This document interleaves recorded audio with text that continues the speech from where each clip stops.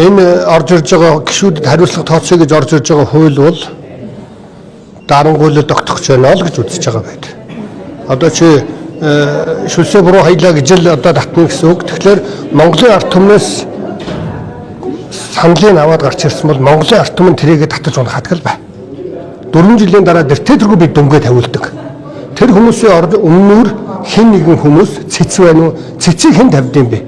Улс төрчил тавьдаг ш. Том улс төрчил тэрийг тавина. Цэцээр дамжуулж өнөөдөр улсын хурлд нөлөөлнө гэдэг нь улсын хурлын гишүүд ард түмнийхээ дуу хоолой биш.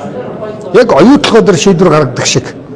Одоо ийм ловрын шийдвэр гаргадаг шиг ийм бүлэглүүдийн ашиг сонирхолд улам барьцаалагдана л гэсэн үг.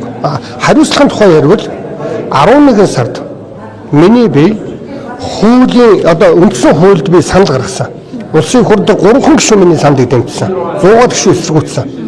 Улсын хурлын гишүүн гэмт хэрэгт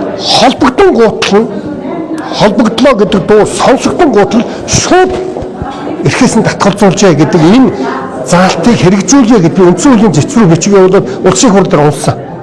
Энд би яг энийг санааталж байгаа шүү дээ. Улсын хурлын гишүүн гэмт хэрэгт холбогдсон гутал нь шууд эргүүлэн тат. Миний санаа их ойлгомжтой байна.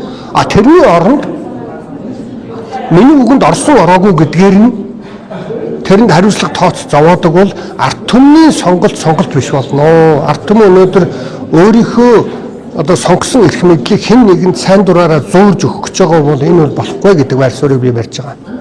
Тэгэхээр ёс зүй яаж хэмжих юм бэ гэдэг нь өөрөө маш эргэлзээтэй байна шүү дээ. Одоо нэгэн хилцгийг дэмжсэн учраас цаашдаа энэ хилцүүлгийн парламент дээр одоо ямар агуулгын өөрчлөлтүүдийг хийх шаардлагатай гэдэг. За би нэг хуулийн юм нарийн ярих дурггүй. Би чинь оюу толгой тэгэл тэр нэг нефтийн үйлдвэр гэж нэг ловер явж гэн тэр мэрийгээл ярих дуртай. Одоо энэ эрдэнэт гэж нэг буу хулгай өөр болчихлоо яана гэдэг л юм ярьдаг. Би баримттай ярьдаг. Чиний саяны асуултан дээр энэ хууль эрхцэн асуудал хуульчд нь ярих бах. Би зүгээр чамд ганцхан юм бол. Ёс зүйг энэ ёс зүйтэй хүн ёс зүйгүй хүн гэдгийг чинь сонгуулаар Монголын ард түмэн шийддэг. Тэрний өмнөр нь хэн нэгэн хүн шийдэх гэж оролдвол энэ парламентыг тараасан дээр тэр хүндээ эрх мэдлийн өгч хариуцлагатай байсан дээр. Харин гишүүд хариуцлагагүй байна гэвэл ерөөсөө би ганцхан юм хэлж байгаа шүү дээ. Үндсэн хууль зөрчсөн ч юм уу эрүүгийн гэмт хэрэгт холбогдсон гутал шууд тат. Яг бусад иргэнтэй адилхан бай. Энийг би 11 сард оруулсан. Би энийг санаатж оруулсан. Улсын хурал дээр 3 хүн дэмжсэн. Даваа сарын гишүүн дэмжсэн. Мөнгө хөт гишүүн дэмжсэн. Дунд говийн мөнгө хөт гишүүн дэмжсэн. Гишүүд бид жирийн ард иргэнтэйгээ адилхан шалгуулдаг, адилхан шүүхтэй цагдаа дээр очдог байх. Гэр төрөд холбогдлоо бол эргүүлэн тат.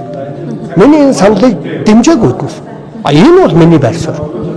Сөрөг хүчин яг нэгдэж бас энэ хууль дээр парламентын ардчлалаа хамгаалж чадсангүй л дээ. Тэгэхээр энэ дээр бас таны хувьд намын гишүүдтэй хэр сэтгэл дундуур байна. Өнгөрсөн жил би үнэхээр ардчлалын төлөө үзэл санааныхаа төлөө чин сэтгэлээс би олон жил тэмцэжээ. Ганцхан манай намч биш. Ер нь бол энэ намуудын залуу хүмүүс айгаад үзэл бодлоо сонгосон иргэдийнхээ төлөө хүчтэй дуурж өөрийгөө гүтгүүлж янз бүрийн үлгэр зохиож сошиалоор балбуулахаас айгаад бүр агшийн юм биш шоронд орохоос айгаад очиж гүлэг болж богтлогдож хомноолцсон юм шиг ингэж явна гэдэг бол надад ёстой одоо бүр ярих сонирхолгүй болтлоо би зарим залуу гишүүдийг хараад гутарж байна. Энэ бол миний байр суурь.